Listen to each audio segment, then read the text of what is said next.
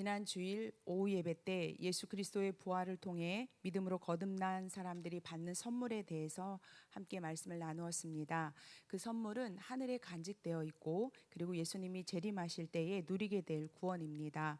구약의 위대한 선지자들과 그리고 하늘의 천사들이 흠모했던 참으로 대단한 구원의 진리를 우리가 지금 누리고 있고 또 장차 앞으로는 완전히 누릴 날이 있을 것입니다.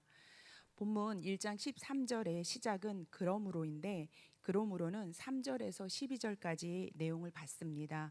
그래서 13절은 우리가 복된 구원의 은혜를 누리게 되었다. 그러므로 너희는 이러이러하게 행하여라 라고 말하고 있습니다.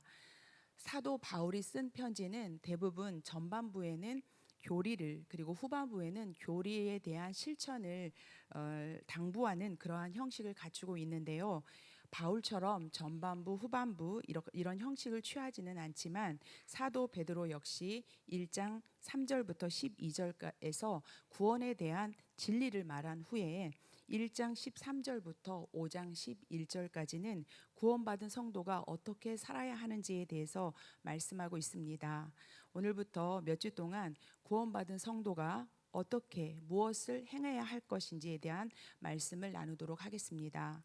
오늘 본문을 단락별로 나눠보면 이렇습니다. 13절에서 16절은 구원받은 성도는 거룩한 자가 될 것을 말씀하고 있고 17절에서는 심판주 하나님을 두려워하라 이런 말씀이고요. 18절에서 22절 말씀은 그리스도의 대속에 대해서 그리고 22절에서 25절은 서로 사랑하는 것이 거룩의 열매임을 말씀하고 있습니다.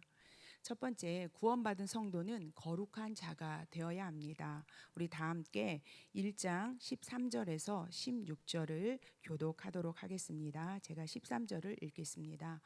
그러므로 너희 마음에 허리를 동이고 근신하여 예수 그리스도께서 나타나실 때에 너희에게 가져다 주실 은혜를 온전히 바랄지어다.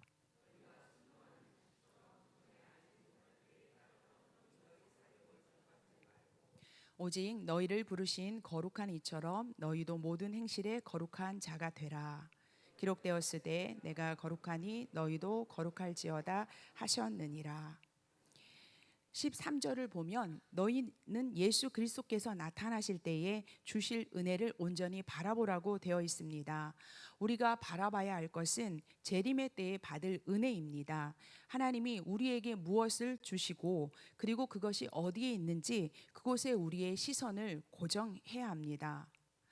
후회와 그리고 추억 속에 사는 사람은 과거에 매여 있기 때문에 우리를 위해 준비된 것을 알지 못합니다. 현실주의자들은 우리가 살고 있는 이 생이 전부이라고 생각하고 일하는 게 열심히 하고 그리고 즐거움을 찾아서 먹고 마시고 노느라 미래가 없는 사람처럼 살아갑니다. 그러나 우리의 삶은 죽음으로 끝나는 것이 아닙니다. 그리스도께서 다시 이 땅에 오실 것이고 그리고 그 오신 후에는 심판으로 영생과 영벌이 주어집니다. 믿음을 굳게 지킨 사람은 영광이 있고 그래서 그리스도인들은 이 미래를 소망하면서 살아갑니다. 성도는 앞으로 주어질 이 은혜에 우리의 시선을 고정하고 소망하는 그런 사람들입니다. 구원의 진리를 아는 것은 우리를 소망을 품게 합니다. 그리고 이 소망을 품은 성도는 기업을 얻기까지 거룩하게 살아가야 하는데 우리가 거룩하게 살겠습니다. 이렇게 결단할 때 하나님은 우리를 도우시고 보호하십니다. 미래를 소망하는 그리스도인들은 함부로 방종하거나 그리고 쾌락을 추구하며 마음대로 살지 않습니다. 오히려 마음의 허리를 동이고 그리고 근신해야 합니다. 고대 근동 사람들의 옷은 옷자락이 아주 길었습니다. 그래서 뛰거나 재빠르게 행동을 해야 할 때는 이 옷자락을 긴 옷자락을 모아서 허리에 이렇게 찔러 넣어서 행동했습니다.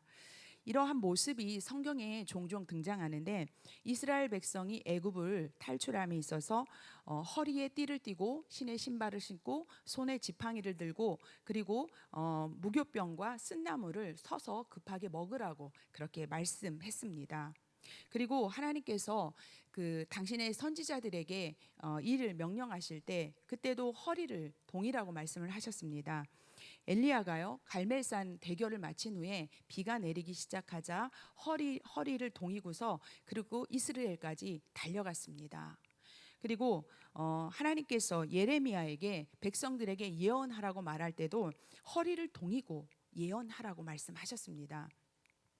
예수님도 재림을 준비하는 비유를 말씀하실 때 허리에 띠를 띠고 등불을 켜고 서 있으라라고 말씀하셨지요. 이렇게 성경에서 허리를 동인다는 것은 하나님의 명령에 즉각적으로 순종하는 성도의 자세를 말합니다. 언제든지 하나님께서 말씀하시면 제가 순종하겠습니다라는 그런 마음의 결단입니다. 그리고 성경에 근신하여라는 그 말에는 술에 취하지 않고 정신을 차린다라는 그런 뜻이 있습니다. 술은 인류 역사에서 빼놓을 수 없는데요. 이 술의 기원을 찾아보니까 원숭이가 그 나무에 갈라진 틈이나 바위 틈새에 자기가 나중에 먹으려고 과일을 저장해 놨다가 그걸 잊어버렸대요. 그래서 거기서 이제 발효가 돼가지고 되어 있는 것을 이제 사람들이 그걸 먹어보고 아 맛있구나 해서 그때부터 술을 사람들이 만들어 먹었다고 합니다. 말이나 행동을 삼가고 조심한다라는 이 근신한다라는 거에는 술로 인해서 흐트러지는 정신을 바로 잡는다라는 뜻이 있습니다. 세상 사람들은 술에 취해 삽니다. 술에 취해야 소망 없는 미래에 대한 불안을 달랠 수 있고 그리고 영혼에서 오는 기쁨이 없으니까 술 기운을 빌려서 거짓 기쁨에 취하는 것입니다. 세상 사람들이 이 술에 취해 살 때 산 소망을 가진 그리스도인들은 성령에 취해 삽니다. 술에서 도피처를 찾는 사람들과는 달리 그리스도인들은 성령의 은혜를 맛보았기 때문에 우리는 소망 안에서 살아갑니다. 나는 술 안 먹으니까 이런 얘기가 상관없다라고 생각할 수 있지만 우리의 영적인 집중력을 빼앗는 것이 있다면 그것이 우리의 영혼의 술입니다. 하나님이 아닌 정신적으로 우리가 취해 있는 것 그런 것들이 있는데 돈 모으는 재미에 빠져 살거나 그리고 취미에 깊이 빠져 있고 학문에 깊이 빠져 있는 것, 명예를 찾는 것 이런 것들 자체가 나쁜 것은 아니지만 이런 일에 몰두하느라 하나님께 집중하지 않고 있다면 이게 우리의 영혼의 술이 될 수 있습니다. 이러한 일들은 삶의 윤택함을 위해서 어느 정도껏 활용해야 하는 것이지 하나님을 향한 믿음에 방해가 되어서는 안 됩니다. 우리는 이러한 것들에 취하지 말고 정신을 차려서 근신해야 합니다. 지금 말한 이런 것들은 우리가 예수님을 알지 못할 때에 가졌던 습관이고 그리고 그게 한때는 소망이 되었고 그리고 욕심이었습니다. 하지만 이 구원의 진리를 알게 된 사람은 이제 새로운 소망, 산 소망을 품게 되고 이 하늘 소망을 품은 사람들은 우리는 이 땅에서 거룩하게 살아야 합니다. 비록 우리가 예수님을 영접하기 전에는 이 썩어질 것들에 마음을 두고 거기에 마음을 뺏기고 살았을지라도 구원의 소망을 품은 우리 그리스도인이라면 삶에서 변화가 일어나야 합니다. 구원받았다면 삶이 변화되는 것은 당연한 일입니다. 예수님을 구주로 영접하기 전에는 사람들은 욕구가 이끄는 대로 살았습니다. 하고 싶은 대로 그리고 욕망이 이끄는 대로 살았습니다. 그러나 하나님이 우리를 위해 하신 일을 알게 되면 하나님이 당신의 아들 예수 그리스도를 우리를 위해 보내주신 이 사실을 알게 되고 또한 그 그리스도를 통해서 우리의 신분이 변화된 것을 알게 되면 이제는 욕심이 아니라 내 생각이 기준이 아니라 하나님이 기준이 되어서 하나님이 원하시는 대로 살아야 합니다. 하지만 우리가 예수님을 믿은 후에도 예전의 이 욕구가 우리 안에 그냥 거하고 있습니다. 오늘 본문에도 그런 말씀이 나와 있는데요. 그래서 내 안에 있는 이 강한 욕구가 무엇인지 우리는 알아야 합니다. 내 안에 어떤 욕구가 강하게 일어나는지 우리는 인식해야 합니다. 그저 이건 내 성격이고 내 기질이라 이렇게 단정 짓지 말고 성령께서 우리의 욕구를 깨트릴 수 있도록 우리 자신이 내어드려야 합니다. 그러한 결단과 근신 없이 우리는 거룩해지기 어렵습니다. 거룩은 내가 거룩해지려는 노력 없이 이루어지지 않습니다. 본문 15절과 16절에서도 거룩한 자가 되라, 거룩할지어라 지어다라고 명령하고 있습니다. 하나님은 우리가 모든 행실에서 스스로 거룩해지는 노력을 요구하십니다. 하나님, 제가 거룩해지겠습니다. 하나님, 제가 저의 욕심에서 떠나서 이제 죄와는 멀리 살아가겠습니다. 라는 결단과 그런 노력이 필요합니다. 그러면서 하나님의 도우심을 구하는 것이지 우리의 거룩을 전적으로 하나님 저를 거룩하게 해주십시오 라고 부탁해서는 안 됩니다. 신앙의 성숙은 내가 해야 할 영역이 있고 또한 하나님께서 도와주셔야 할 영역들이 있는 것입니다. 우리를 부르신 분은 하나님이십니다. 성경 곳곳에서 하나님은 우리를 부르셨다고 말씀하십니다. 베드로전서 2장 9절에도 우리를 부르신 말씀이 있는데 우리 베드로전서 2장 9절 말씀을 함께 읽도록 하겠습니다. 그러나 너희는 택하신 족속이요 왕 같은 제사장들이요 거룩한 나라요 그의 소유가 된 백성이니 이는 너희를 어두운 데서 불러내어 그의 기이한 빛에 들어가게 하신 이의 아름다운 덕을 선포하게 하려 하심이라. 아멘. 하나님은 우리를 어두운 죄 가운데서 불러내서 왕 같은 제사장으로 삼으시고 거룩한 나라의 백성으로 삼으셨습니다. 죄인을 왕 같은 제사장으로 그리고 거룩한 나라의 백성으로 존재 자체를 변화시켜서 부르신 이유가 무엇일까요? 그것은 우리를 거룩한 자가 되게 하려는 하나님의 뜻입니다. 하나님의 형상을 따라 지으셨어요. 그런데 그 하나님의 피조물이 죄로 인해서 하나님과 멀리 떨어져 있게 되었는데 이제는 다시 그 죄에서 떠나서 하나님의 형상을 닮은 거룩한 자가 되게 하시려고 우리를 죄 가운데서 부르신 것입니다. 그렇다면 거룩이란 무엇일까요? 우리가 거룩해야 한다. 거룩에 대한 이야기를 참 많이 하고 많이 듣습니다. 거룩하면 참 어려운 단어입니다. 매일 육신의 소욕과 싸워가는 우리들과는 좀 거리가 먼 그런 얘기인 것 같기도 하고요. 거룩이란 말만 들으면 괜히 온 매무새를 단정하게 해야 할 것 같은 그런 마음도 듭니다. 거룩은 구별되고 분리되는 것을 말합니다. 구별이라는 것은 종류가 다른 것을 인식해서 이렇게 골라내는 거죠. 분리는요, 이 구별한 것을 멀리 떼어놓는 것을 서로 떼어놓는 것을 분리라고 합니다. 우리는 먼저 죄가 무엇이고 선한 것이 무엇인지 그리고 내 생각이 무엇이고 하나님의 뜻이 하나님의 생각이 무엇인지 먼저 구별해야 합니다. 그런데 이렇게 우리가 고민하는 많은 것들 중에는요 쉽게 이렇게 죄와 악이 그리고 내 뜻과 하나님의 뜻이 구별되기도 하지만 어떤 것은 구별하기 어려워서 영적 민감함이 필요하고 지혜가 필요할 때가 있습니다. 그렇게 하나님께서 기뻐하시는 것을 그렇지 않은 것과 분리해서 가능한 멀리 떨어뜨려야 합니다. 죄는 우리의 이 영적 분별력을 흐리게 해서 구별하지 못하게 하고요. 그리고 죄에서 멀어지지 못하게 만들어서 거룩을 방해합니다. 그런데 이렇게 멀리 떨어뜨려 놓는 그 분리만을 거룩이라고 하진 않습니다. 속된 것으로부터 죄로부터 분리해서 거룩하신 하나님과 연결시키는 것 그게 바로 거룩입니다. 죄와 분리되어서 하나님과 연결되는 것 그게 바로 거룩이라는 것입니다. 우리의 삶에서 거룩으로 나아가는 길은 첫 번째 먼저는 하나님 앞에서 올바른 예배를 드릴 때 우리는 거룩해집니다. 두 번째로는요 그 하나님과의 올바른 관계를 기초해서 다른 사람과의 관계를 잘 해나갈 때 그걸 거룩하다고 말합니다. 우리가 하나님을 예배할 때는요 정말 제사장적 그런 신분으로 하나님 앞에서 예배해야 하고요. 그리고 세상에서 살아갈 때는 예언자적 자세로 우리가 거룩을 이루어 나가야 하는데 이 두 방향이 조화를 이루어야 합니다. 모세오경 중에요 이 거룩과 관련된 책은 레위기입니다. 레위기를 보면 1장에서 16장까지는 거룩한 하나님을 어떻게 예배할 것인지에 대한 예배 생활을 강조하고 있고요. 그리고 17장부터 28장을 보면은 이 예배 공동체가 일상의 삶에서 어떻게 거룩하게 살아야 하는지 사회생활에 강조점을 두고 말씀하고 있습니다.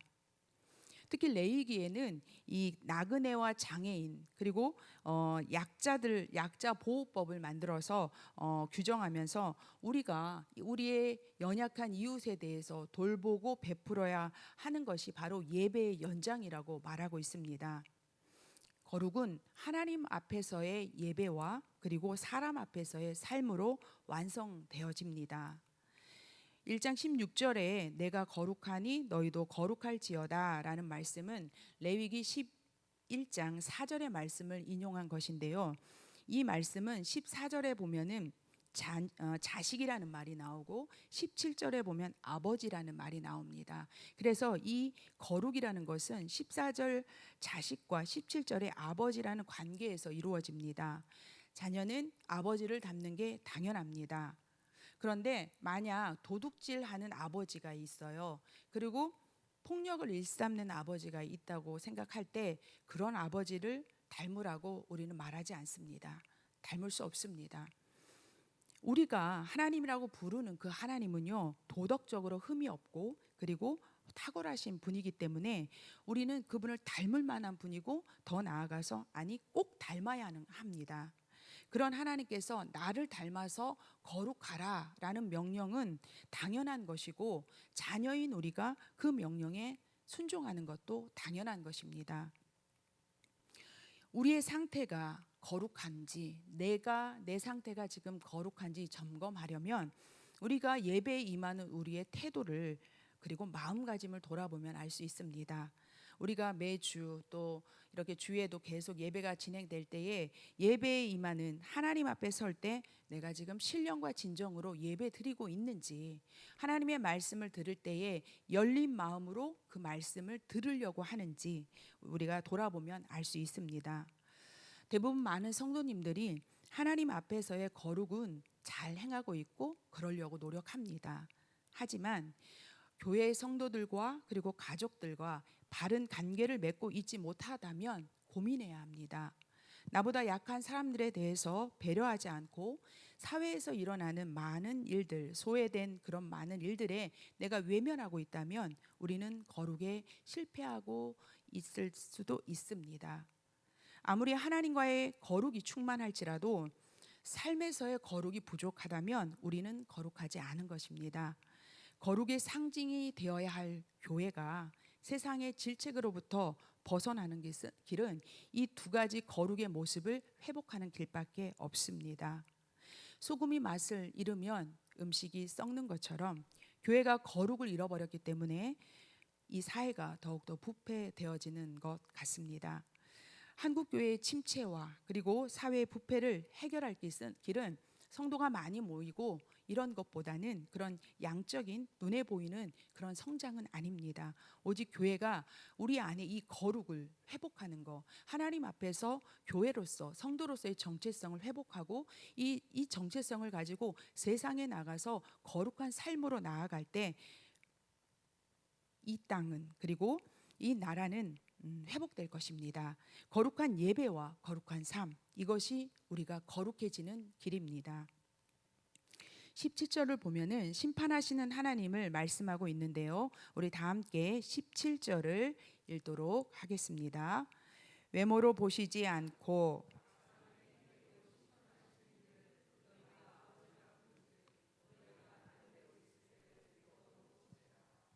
아멘. 거룩하신 하나님은 또한 심판하시는 하나님이십니다. 하나님은 나그네로 살아가는 우리의 행위를 보시고 우리를 심판하십니다. 우리가 하나님의 자녀이지만 그렇다고 자녀라고 봐주지 않으십니다. 거룩한 자의 모습으로 하나님 앞에 그리고 사람 앞에 살아가는지 그렇게 불꽃 같은 눈동자로 하나님은 우리를 보고 계시기 때문에 우리는 그 하나님을 두려워해야 합니다. 본문에서 하나님을 두려워하라라고 말하고 있죠. 그런데 여기서 말하는 두려움은 우리가 하나님의 뜻에 어긋나면 어떻게 하나 하는 그런 두려움입니다. 그래서 이 두려움은요, 우리를 죄에서 멀리하게 해요. 그리고 구원의 소망을 놓치지 않게 하기 위해서 자신을 살피게 하는 그런 두려움입니다. 하지만 세상에서 말하는 일반적인 두려움은 내 욕심에서 비롯됩니다. 그래서 성공하려는 욕심 때문에 실패가 두렵습니다. 인정받고 싶은 욕심 때문에 소외될까 두려운 것입니다. 그래서 세상이 주는 두려움은 우리의 마음을 움츠러들게 하고 우리를 자신을 깎아내립니다. 하지만 하나님을 향한 두려움은 나 자신을 살피게 하는, 자기를 성찰하게 하는 그런 두려움이기 때문에 우리의 마음을 오히려 높여 주십니다. 이제 우리가 1장 18절에서 21절을 볼 텐데요. 여기에는 우리가 누리는 구원이 예수 그리스도의 피로 된 것임을 다시 한번 알려주고 있습니다. 대속은 노예나 죄인들이 그들을 자유케 하기 위해서 대신해서 빚을 갚아주는 것을 대속이라고 하지요. 죄가 클수록 대속금이 높아질 수밖에 없는데 인간의 죄를 대속할 만한 것이 이 땅에는 없기 때문에 하늘에 계신 하나님의 아들이 이 땅에 내려와서 죽으실 만큼 우리의 죄가 큰 것입니다. 그렇다면 이렇게 큰 값을 치러주신 대속의 결과는 무엇일까요? 가장 큰 것은 우리의 구원입니다. 그런데 이 구원은요, 우리가 죽어서 또 예수님께서 재림하실 때 우리가 누리게 될 하나님의 선물이지요. 그렇다면 이 대속의 결과로 우리가 현재 살아가는 이 세상에서는 대속의 은혜를 누리지 못하는 걸까요? 그렇지 않습니다. 예수 그리스도께서 우리를 대신해서 대가로 치러 주신 그 은혜로 지금 살고 있으면서도 우리는 그 은혜를 누리고 있습니다. 먼저는 죄로 인해 더럽혀진 우리의 양심을 깨끗하게 해주셨습니다. 그리고요, 오늘 예배 나오시면서 나 죄인이니까 오늘 교회 안 나가야지 라고 생각하시는 분 없잖아요. 죄인은 원래 하나님 앞에 나올 수 없습니다. 하지만 예수 그리스도께서 우리를 대속해 주셨기 때문에 우리가 감사와 은혜로 아무런 그런 마음 없이 하나님 앞에 담대하게 나와서 찬양하고 기도할 수 있는 것입니다. 그리고 우리가 급진적이진 않지만 점진적으로 조금씩 죄로부터 정결해지고 그래서 성화되어져 가는 것, 이것도 대속의 증거입니다. 그리고 또한 우리를 참소하는 사탄을 이길 수 있는 거, 이기게 하시는 거, 이것도 대속의 증거이고 결과입니다. 이렇게 우리는 살고 있으면서 얼마나 큰 것을, 대속의 은혜로 우리가 많은 것을 누리고 있고 또 그것에 대해서 하나님 앞에 감사를 잃어버리지 않는 우리 모두가 되시기 바랍니다. 성도 여러분, 거룩을 완성하는 것은 사랑입니다. 사도 베드로는 22절에서 서로 사랑하라고 명령합니다. 다 함께 1장 22절을 읽도록 하겠습니다. 너희가 진리를 순종함으로 너희 영혼을 깨끗하게 하여 거짓이 없이 형제를 사랑하기에 이르렀으니 마음으로 뜨겁게 서로 사랑하라. 아멘. 예수님을 우리가 영접했을 때요, 하나님께서 우리의 영혼을 죄에서 깨끗하게 해주십니다. 그때는 하나님이 전적으로 우리의 영혼을 깨끗하게 해주셔요. 그런데 그 이후에 우리의 영혼의 깨끗함, 거룩, 성화는 그 이후부터는 성도 스스로가 능동적으로 움직여야 한다는 것입니다. 우리가 계속 하나님 앞에 하나님 저를 거룩하게 해주세요 라고 기도하지만 그 기도보다는 하나님 제가 거룩해지겠습니다, 저를 도와주십시오 하는 우리의 거룩에 대해서 우리가 깨끗해지기 위해서 우리는 능동적인 자세를 취해야 합니다. 그럴 때에 하나님께서 우리를 도와서 그래서 우리가 더욱더 거룩해지고 그 거룩을 유지할 수 있도록 도와주시는 것입니다. 22절에서는요, 사랑이라는 말이 2번 나옵니다. 형제를 사랑하기에 이르렀으니 마음으로 뜨겁게 서로 사랑하라고 말씀하고 있는데 이 첫 번째 나온 사랑은 필라델피아로 형제 사랑을 말합니다. 그리고 두 번째 사랑은 아가파오를 쓰고 있는데요, 이건 초월적인 하나님의 사랑을 말하면서 이 형제 사랑에서 하나님의 사랑, 초월적인 사랑으로 이 사랑의 의미를 강화시키고 있습니다. 우리가 형제 사랑이라고 해서 하등의 사랑은 아닙니다. 형제를 사랑하는 것도 진리에 순종하고 영혼을 깨끗하게 해야 우리가 할 수 있는 그런 사랑입니다. 우리는 내 옆에 계신 우리 성도님을 사랑하는 것은 거룩함의 결과이지 결코 내 안에 내가 갖고 있는 사랑으로는 불가능한 일입니다. 오늘 베드로는 형제 사랑을 뛰어넘어서 우리에게 진심을 다해서 뜨겁게 하나님이 베푸시는 사랑처럼 서로 사랑하라고 그렇게 사랑의 강도와 수위를 그렇게 높이고 있습니다. 거룩함은 어떻게 나타날까요? 우리가 경건하게 옷 입고 그리고 경건한 말투 그리고 아름다운 성가곡으로도 거룩 나타날 수 있습니다. 그렇게 거룩을 드러낼 수 있지만 거룩은 우리가 서로 사랑할 때 드러납니다. 우리가 서로 사랑할 때 거룩이 이루어지는 것입니다. 하나님께서 오늘 내가 거룩하니 라고 말씀하셨습니다. 하나님의 거룩은 예수 그리스도의 대속의 사랑에서 정점을 찍었습니다. 그러면서 이제 우리에게 뭐라고 말씀하세요? 너희도 거룩해라. 이렇게 말씀하고 계시는데요. 우리도 하나님의 사랑으로 내 가족, 그리고 내 믿음의 동료, 그리고 내 이웃, 세상의 약자들을 사랑하라는 말씀입니다.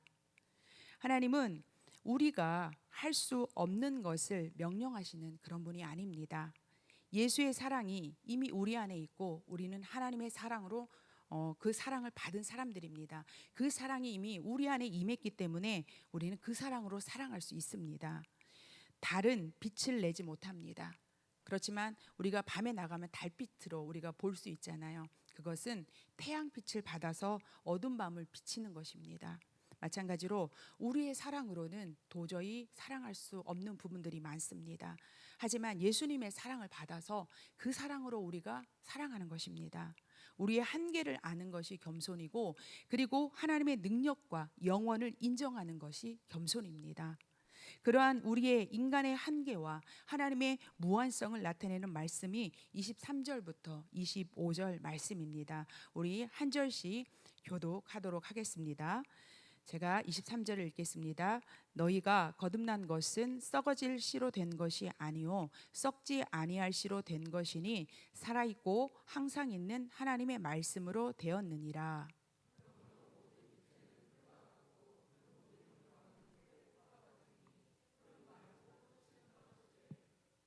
함께 읽겠습니다. 오직 주의 말씀은 세세토록 있도다 하였으니 너희에게 전한 복음이 곧 이 말씀이니라. 아멘. 풀은 마르고 꽃은 떨어지듯이 우리는 연약하고 우리는 한계가 있습니다. 그래서 온전한 거룩을 이루기에 부족합니다. 내 작은 사랑으로는 아가페의 사랑은 말할 것도 없고 형제를 사랑하는 것조차도 우리는 힘이 듭니다. 하지만 세세토록 영원하신 하나님께서 말씀으로 살아계시고 그리고 우리 곁에 항상 계시기에 그 말씀을 의지해서 우리는 거룩을 이룰 수 있습니다. 성도 여러분, 우리가 거룩하다는 증표는 서로가 서로를 사랑하는 것입니다. 우리 하나님께서 당신의 거룩을 우리를 사랑하심으로 보여주셨듯이 우리도 하나님을 사랑하는 것은 물론이고 그 사랑을 기초로 해서 내 가족과 그리고 여기 있는 우리 믿음의 공동체들, 우리 믿음의 동료들과 그리고 나아가서 연약한 우리의 이웃을 사랑하는 것으로 우리의 거룩을 하나님 앞에 보여드릴 수 있는 우리 믿음의 성도님들 다 되시기를 예수님의 이름으로 축복합니다.